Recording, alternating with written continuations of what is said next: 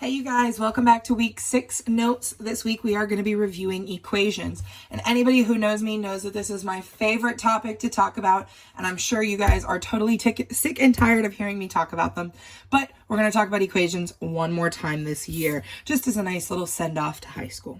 All right, so some equations. To solve an equation, you know, I call it 4 steps, but it really is 5 steps when you set up your workspace. So step 1 is going to be to copy the problem and set it up. We're going to label the sides and draw the river. We'll talk about what that means in a minute if you've forgotten. Second step is going to be your parentheses. So here's how I like to abbreviate this. So I'm going to write parentheses. We're going to use the distributive property to get rid of those parentheses. Next, we are going to combine like terms, or CLT as we like to call it. We're going to move variables to one side and constants to the other using addition or subtraction. And then we're going to separate the coefficient and variable with multiplication or division. All right, so those are the basic 4 steps. Again, it's kind of 5 steps if you count the setting it up, but we'll go with it. Couple of reminders. Not all steps will be used every time. Sometimes there's not even parentheses. Sometimes there's no like terms. It really all depends. These are just your 4 basic steps. If you check these 4 steps and you go in order, you'll get the problem right 100% of the time. Fractions, our answers are okay as long as they are simplified. So maybe you got 10 over 15. You've got to simplify it, but a fraction is going to be okay. A fraction is eliminated by multiplying by the reciprocal. So we'll talk more about that in a few. And then answers should always be in solution form. That's the form of x equals some number. Maybe it's x equals 5, x equals 7, x equals 42, x equals negative 1/3. It's got to be an x equals. All right, so directions. We're going to solve each of the following and leave our answers in solution form. Again, that's that x equals. All right, so according to our 5 steps, or our 4 steps, what is our first step here? We're going to set up our problem by drawing a river. We don't have to copy the problem because we're working directly under the problem, and we're going to label our sides. So our river is going to be those 2 lines that keep that equal sign in its happy little place. We're going to label one side as the variable side and one side as the constant side. I like to always put variable on this side because it's got the x equals is going to be already on that side. You don't have to flip it or anything like that. Okay, so now that our workspace is set up, we're going to go down these 4 steps. Parentheses. Do I have any parentheses in this problem? Nope. So I've already gotten step 1 out of the way. My second step is going to be to combine like terms. Remember, we only look at one side at a time. So I've got a 5x and a 3x. It's a positive 5x because there's no negative sign in front of it, plus 3x. 5x plus 3x gives me 8x plus 8 equals. Looking at the other side, do I have any like terms to combine? 26 and 6x are not alike, so I'm going to write 26 plus 6x.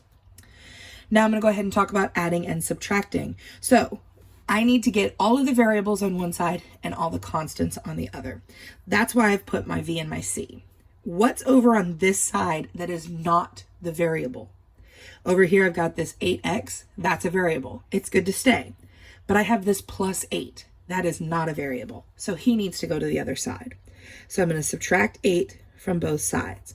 Remember, when we solve an equation, we're always doing the opposite operation. So the opposite of adding 8 would be subtracting 8. Now I'm going to draw a little line like this because I'm about to do some math. Nothing happened to the 8x, so I draw a little arrow and bring him down. I'm going to check my work. Positive 8 minus 8 does in fact equal 0, so I cross it out. I don't have to write anything here. 26 take away 8 is going to give me 18. And then I bring down this plus 6x, right like that. Now again, I'm going to look at this side. I only have a variable term on this side, so this side is good to go. Let's work about this side. This side is our constant side. So we are only looking to have numbers and no letters on this side. So this 6x has got to go. What's the opposite of adding 6x? Subtracting 6x. Always think about it. If you have 6 apples, how would you get rid of them? By subtracting 6 apples. That might help you. So we're going to do some math here. We're going to bring down the 8x. Whoops, forgot to do it to both sides. Do I have an eraser handy?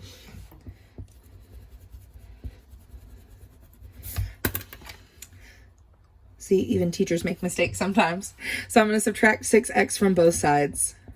All right, so now some quick math. 8 minus 6 is going to be 2x. Again, 8 apples minus 6 apples gives me 2 apples. Bring down that 18 because nothing happened to him. And then 6, take away 6, crosses out and becomes 0.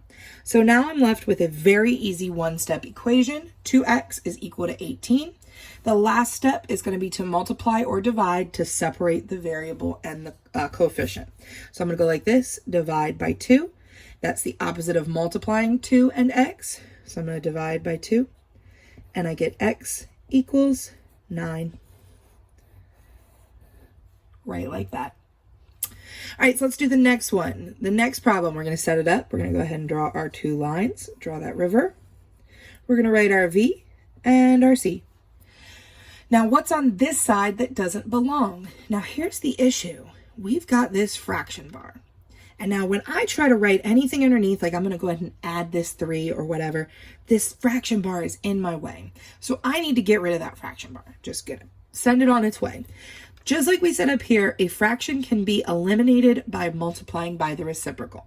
So we're going to think about the opposite. If this says this number divided by 2, the opposite would be to multiply by 2. So we're kind of working out of order here. We're going to multiply by 2. That's going to go ahead and get rid of this big straight line here, okay? So those are going to cancel out, and we're just left with 3x minus 3 equals 18.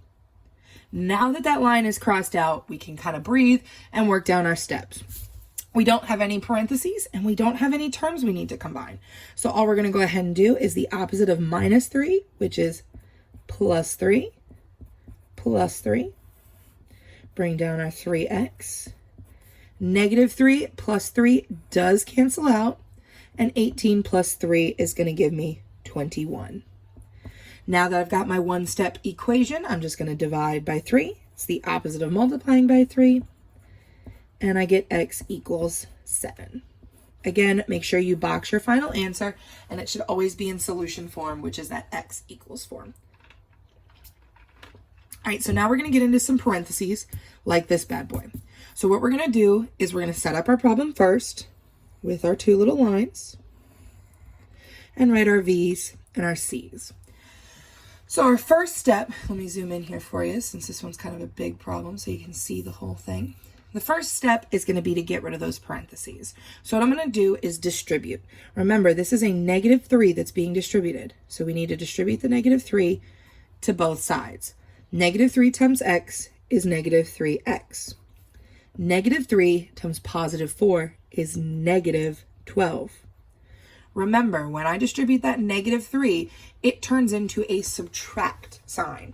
You can think about it as adding negative 12, or just think about it as subtract 12. Totally up to you. All right, so now let's talk about 2x. I'm going to distribute the 2 to the x, distribute the 2 to the 4. We don't have to worry about any signs here, so we're just going to write 2x plus 8. Remember, you have to distribute to everything in the parentheses. If you forget somebody, they're going to feel left out, and then your problem's not going to be correct. Now that I've dealt with those parentheses, we're going to check for like terms. This side, I don't have any like terms. This side, I don't have any like terms. Now I need to move some variables and some constants. Over here, what doesn't belong, not a variable, would be this guy 12. We're going to go ahead and add 12 because it is the opposite of subtracting. Bring down our negative 3x, bring down our 2x.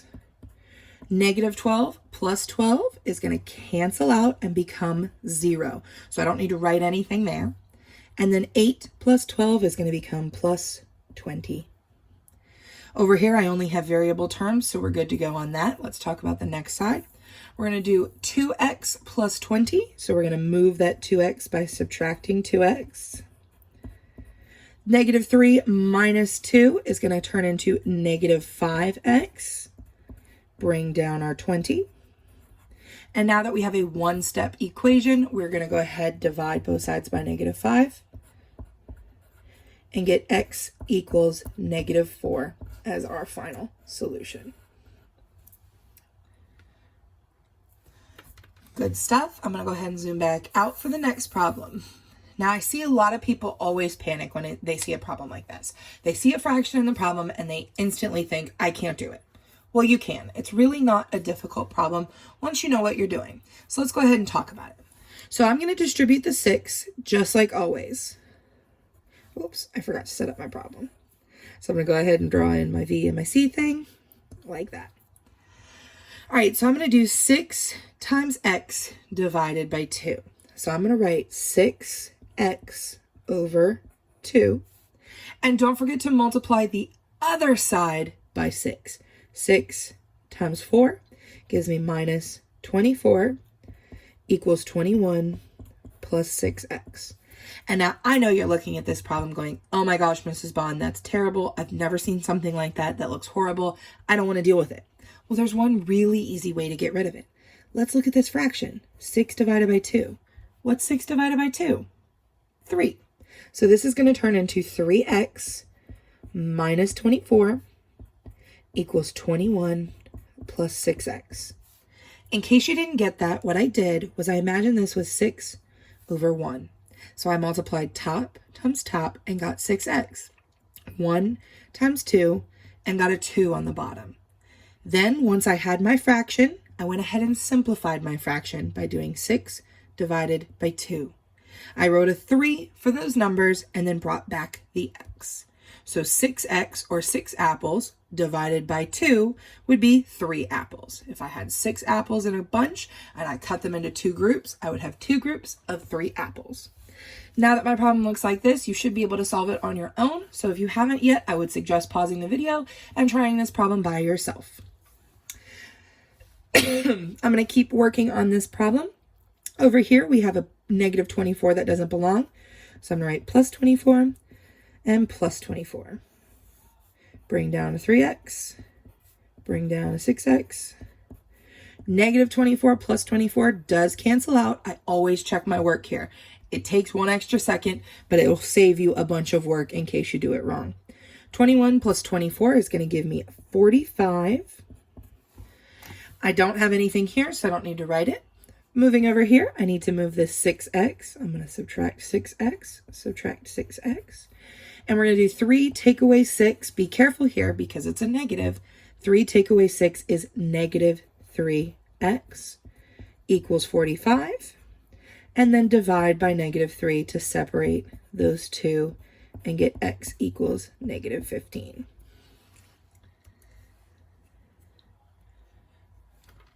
Oops. All right, this next problem, we're going to go ahead and set it up. We're going to draw our 2 lines. Write our V and our C. Again, definitely try and pause the problem. If you haven't done so already, you should feel very confident about it now. All right, so over here, I have no parentheses. I'm already done with that part of the step. Let's go over here and distribute that negative 2, negative 2. Negative 2 times positive 3 is negative 6. Negative 2 times positive 6 is negative 12x. Again, be careful with those negative signs.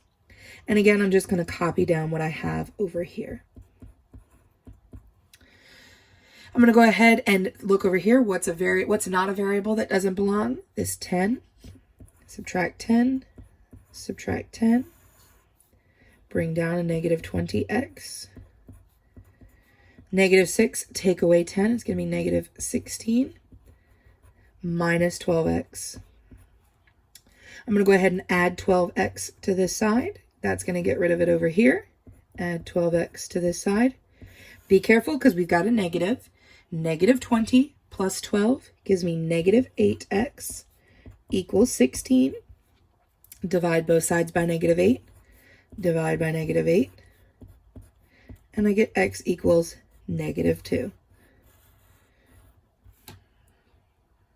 Now our last problem, it's a bit more of a challenge problem because it's got that division bar and it's got all kinds of things in there. There's a lot to do here. So first of all, I'm going to always set up my problem, V and C. All right, so I know it's going to be tempting to multiply by 2 just to get rid of that fraction bar. But actually we have this big number over here, this minus 3. We need to get rid of that minus 3 first, because if we multiply by 2, he's not getting multiplied by 2, and then he's going to feel left out. So what we're going to do is we're going to add 3, And we're going to bring down this whole fraction. N plus 4 divided by 2. Negative 3 plus 3 goes away, so I don't need to write it. And then 13 plus 3 is 16. Now it's going to look like problem number 2 that we solved earlier. Multiply by 2, multiply by 2. N plus 4 equals 16 times 2 would be 32. Subtract 4, and I get n equals 28. Easy problem, but you've got to make sure that you start with that number that is farthest away from the variable. So I started with this 3 because it's the farthest away from the variable. It would also be the last thing I did if I was doing the order of operations. So if I told you that n was 2, you would go 2 plus 4 is 6, divided by 2 is 3, minus 3 is 0. Now I know it says 13, but if we were solving this like order of operations, we would do this minus 3 very last. So in order to solve the equation, we're going to do it very first. All right, so you have some independent practice that you can work on with these. If you've got any questions, don't be afraid to shoot out to us via email. See you around. Bye.